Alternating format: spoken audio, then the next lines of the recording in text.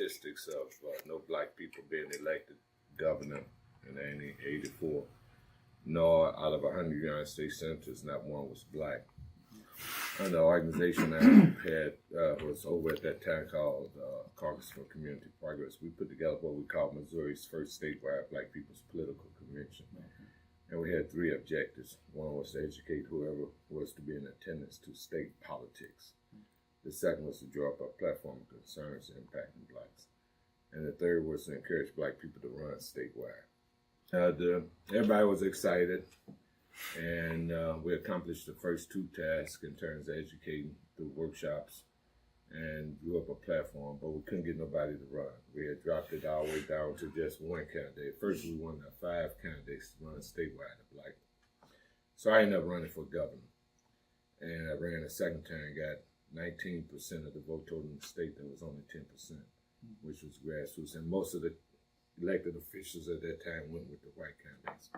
You know Alan Wheat. Very well. Okay. I was so mad that he ran because he couldn't win. He couldn't win, and he was doing so much. See, he did all my economic development for me in Washington. He hooked up with Danford, and by using Danford being a strong Republican, we were able to get Danford to understand that we were trying to do economic development. And Danford started sponsoring legislation for our national organization, which is called the National Congress for Community Economic Development. That was a major win right there, getting this white boy to go that way.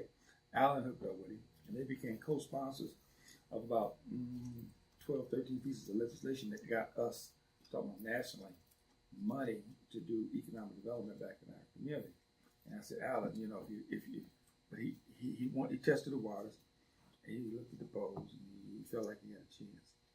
And when he lost, all the benefits that he had been able to do for us in Washington.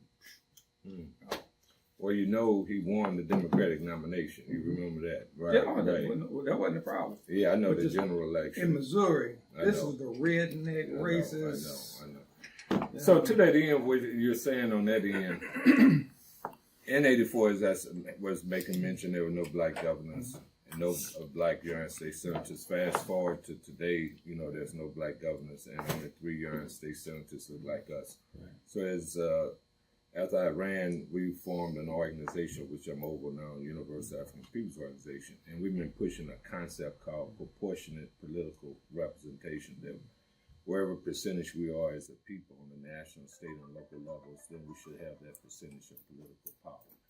It's projected that we're 13% of the population, yet there's over 500,000 elected officials, and we hold less than 2-3%. I don't know if you know about that, even though you see the black elected officials in some of the municipalities. So anyway, we're advocating that there ought to change. And we're also advocating that black people need to at least challenge for these top positions to force, like say for instance, right here in the state of Missouri. Let me digress. When I ended up running for governor, Rothman, do you remember? He was running, and he ended up endorsing our concepts, even though he lost in the general to Ashcroft. So what we're saying is that we have to push those folks who get our votes, like the Democrats, to, support publicly positions that impact our people. I wanted to make this formal introduction, and then if you have any questions, then I share what ideally if we could get assistance from you. So I agree that there needs to be folks running statewide. It was 45 years ago. It was a struggle for us to get somebody to run locally, and then we began to struggle to get somebody to look at running for public office, expansion, and even running to be a state senator. It took a whole lot. Right. In Kansas City. I worked real heavy in Jesse Jackson's campaign, not because deep down I never felt like white folks were going to elect Jesse as president, but I don't think if Jesse hadn't run, if Al Sharpton hadn't run, then they wouldn't have been able to set the platform that set the tone for Barack Obama to ultimately win. Right. And so most certainly understand. Right. I was hurt when Allen lost because that hit me personally. Oh, yeah. I was getting about Financial. $6-7 million a year out of federal government, which ain't a whole lot of money. But for the stuff I was trying to do Right. and the redevelopment, what we ended up doing, ended up capitalizing 70 small black businesses in Kansas City. Mm-hmm. We had like 3,000 employees. Wow. Which made a difference in our community, especially since all of the folks that we hired, more than 90% of them fell through the safety net. Right. So that became important. And everything you see around here, 30 years ago, I started building. Wow. The shopping center, 2 shopping centers across the street, the blue housing complex back behind you, those buildings across the street from GG, Palestine, all those are our buildings. Oh, okay. All that. And we had a cement block manufacturing plant. Oh, we manufacture 85% of all cement blocks in Kansas City. Right. And we have plastic molding injection plant, which is now the largest minority-owned plastic molding injection plant in the country. Cake Box Bakers, which is a huge bakery here in Kansas City. What else? Kansas City Presort Mail.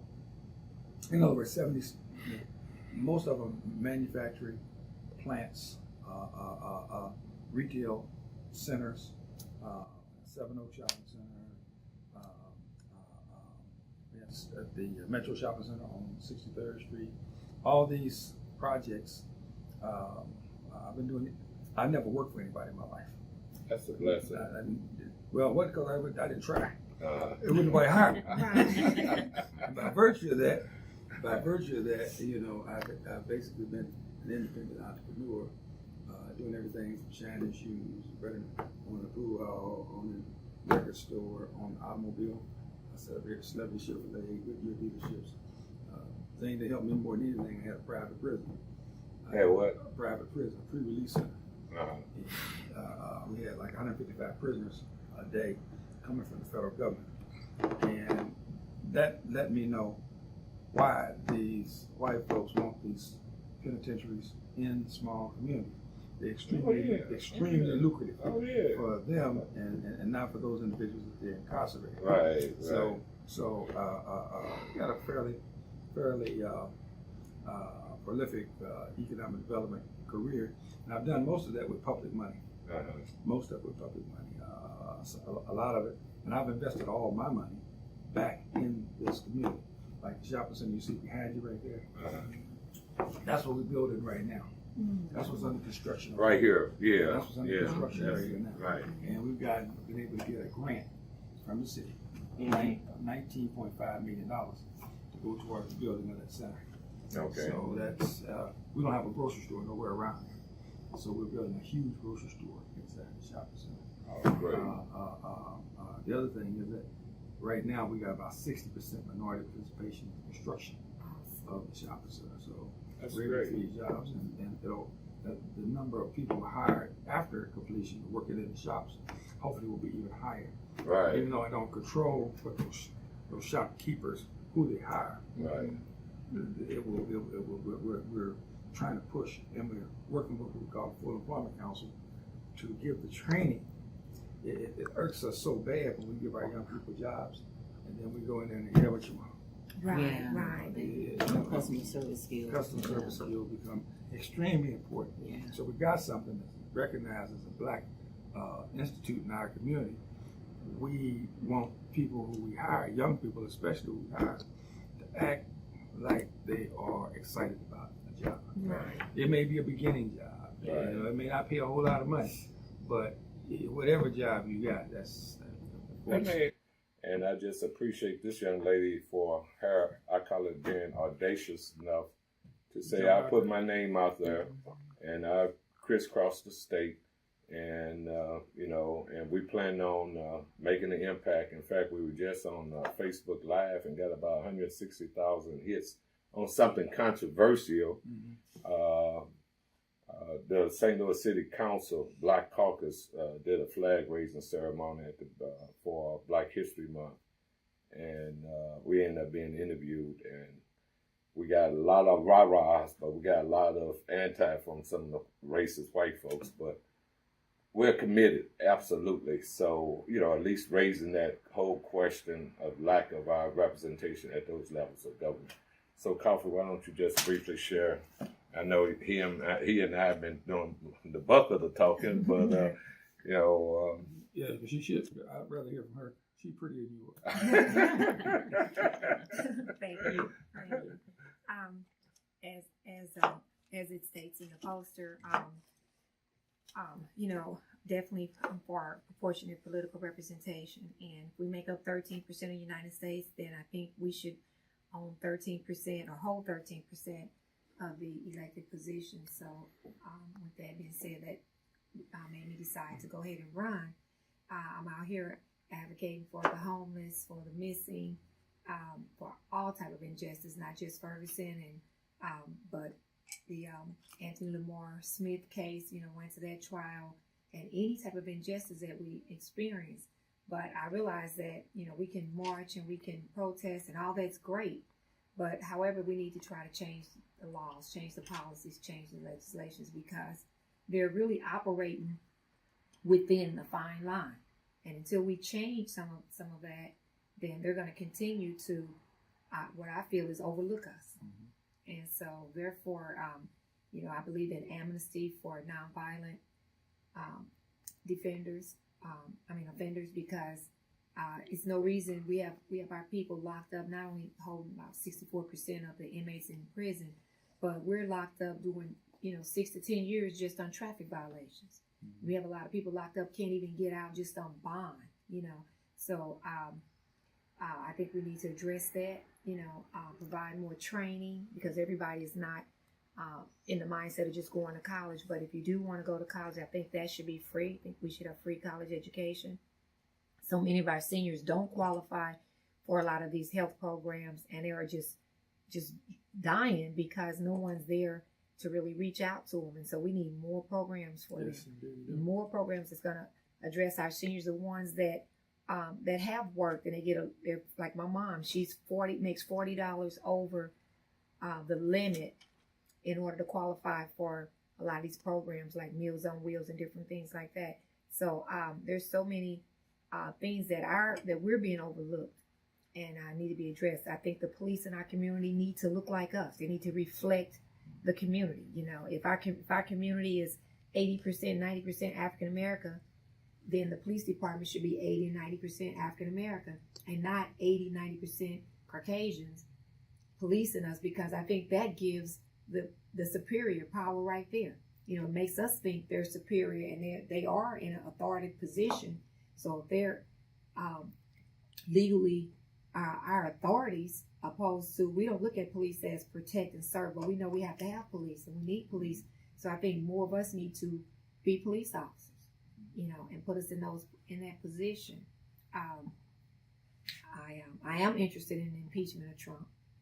But I know they say be careful what you ask for, because the next man may be worse, you know. You know, I don't think you know better. But, you know, it would go a long way towards, you know, killing the opportunity for the Republicans to go back into the House. Absolutely. Absolutely. Why don't you share a little bit of your personal to them and your background? Well, I'm a mom of two, as well as I'm an entrepreneur. Had several different businesses. Like you said, you know, I went from selling pepper spray pens to I was an insurance agent, a licensed insurance agent. Did that, President Club status. I've been a flight attendant. My heart and passion, as well as my skill as a filmmaker. So I enjoy doing that, independent films. Although I am union, Screen Actors Guild and SAG-AFTRA. I like the independence because I believe everyone has a story to tell. I'm also a certified licensed child care director, so I've directed daycares, and I've done quite a bit of everything. My goal was never to be a politician, but I've always fought for injustice. Even as a child, you know, I had to stand up, you know, for what I thought was right, and whether it's for myself or someone else. But again, by being out there, one of the most recent things I've been involved in was I played a role in having St. Louis get the police cams for the body cams for the police officers, and it was all the way down to the last 15 minutes, and with the E&A board, and the mayor did not want it, was not cooperating. Comp controller Darlene Green was not cooperating, and Louis Reed, the president of the Board of Aldermen, was pushing it. And it takes just two to agree. And all the community leaders was there, as well as, Zaki, myself, all the known community leaders was there, and we were all pushing it, but they weren't really trying to hear us. And then I just, felt like I couldn't leave out of there without saying what was on my heart and letting them know, we put you in that position, and you're representing us. And so anyway, I told them what I had to say, and the last few minutes they agreed to go for it, and we appreciate that. But again, if we can keep complaining, but I think we have to put ourselves in a position to make change and walk our talk. And until we start challenging them, then we're going to continue being walked over. Because, a lot of people say, well, that's a big position you're going for. Why not be a committee person or alderman? And alderman committee people have their place. I know most of the aldermen and committee people in St. Louis. I work with them, have worked for them. And we need them. We need everybody in all positions. But we also can't step back and be fearful of higher positions, because we are capable and competent to make decisions on a higher level. And when we're being walked over or overlooked, then who's better to speak for us than us? I don't have no problem with you running this Claire McCaskill. Claire's a friend of mine, and we've done some things together. I helped her when she was trying to get a drug court program, and many of the programs that she was pushing when she got the drug court money were programs that I put together. Once we won the money to do the drug court, then all the commitments that she had made, that's what I did. See, and I'm tired of that, because she don't, the things that we need, my family need, I need, my friends need, I don't know how many of her family and friends need these things, or they want to admit that need them. But I'm not ashamed to say, I know drug dealers, I know crackheads, I know unemployed people, I know small business owners, I know people who need these services, I know senior citizens, and I'm only one person, and I'm a proud member of UAPO. But however, when things go wrong, they're constantly calling us, they're calling all these grassroots organizations to, hey, can we help? Can you step up? I'm taking care of people's moms, and I'm doing this with my mom, and I'm doing that, and I'm getting this person out of jail, and I'm negotiating this person from going to jail, and getting this person in school. I can't finance this stuff. We need these services. Special programs. We need these special programs. We need everything, and we need it because we feel it, and we're hurting, and our race is hurting behind it, and not only our race, but the poor people in general. You got poor white people as well that are affected by, it's more like the rich versus the poor. But really, when they see our black skin, it's automatic for us. It's automatically, we don't have sometimes I feel like we don't have a chance, but we got to keep the hope. But faith without work is dead. So I can't just have faith and think, oh, it's going to change. And I'm not believing the words that's coming out of their mouths, because they're not showing us. We need to see results. And that's the only thing that matters to me is results. I've done everything pretty much I wanted to do. Last thing I just checked off on my bucket list was riding a horse in the Atlantic Ocean. I did that last month. So I'm good on that. My home is paid for. My vehicle's paid for. I have very... Activity Center. We did a partnership with Trooper Medical Center. And so now all the folk in this immediate area have free access to medical care. Go ahead. See, that's what I'm talking about. That's what I'm talking about. That's awesome. That's how it should be. That is awesome. That's how it should be. Because a lot of our seniors, and not only seniors, a lot of us are even having issues paying a copayment. Yeah. I just took a gentleman to the doctor for his glasses, right? Mm-hmm. And he's blind in one eye and can't and can barely see out the other eye. Okay, even though he has insurance, the lens is $380 for one lens, the one eye that he can see out of, not to mention the glasses. Okay, so altogether it's going to be $650 for his glasses. That's after insurance is helping out. In addition to that, he has to have drops in his eyes. Those drops came up to, and I still have the receipts and everything.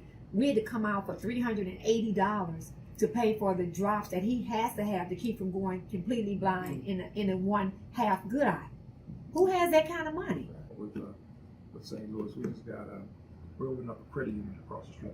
We just capitalized our own credit union. Go ahead. See, that's what wow, that's what I'm talking about. That's what $2 million that we can loan out, but my brother just raised almost $1 million for the administration of the credit union because the FDIC would not let us do it unless we had at least 2 years administrative funds. So we were in St. Louis. Well, he was in I was in Jeff City. He was in St. Louis 2 weeks ago, and he got the credit union association to agree, and they're going to try and get at least 20 credit unions, white credit unions, to put from $100,000 to $250,000 in deposits, so that we can immediately become fluid and do some good. Because you kind of limit it with what we're starting with $2 million. It don't take long to use that up at all. But they have come through and are willing to make it, and no problem because their deposits are guaranteed by FDIC. So it's good. But we have most of the people in this neighborhood, houses are being run down. Well, they can't borrow $7,000 to put a roof on the house from the bank. exactly. If they need new furnace, they can't borrow. They can from the credit union. So that's why the credit union becomes more important. We did an ad in the Kansas City Call. I mean, to get the word out on our candidacy. So, give it some thought. Okay, Unless, wait a minute, let me change. Unless you ready to write that $1 million check out for us right now. I can do a check that would encourage. Right. Okay then. So with that said, it's been our pleasure, and like I said, I'll be calling you, see if you can make a financial contribution to us and that kind of thing. Is that fair enough? That's fair. That's fine. All righty. Thanks for your time. I really appreciate it. I know that's right. I know that's right.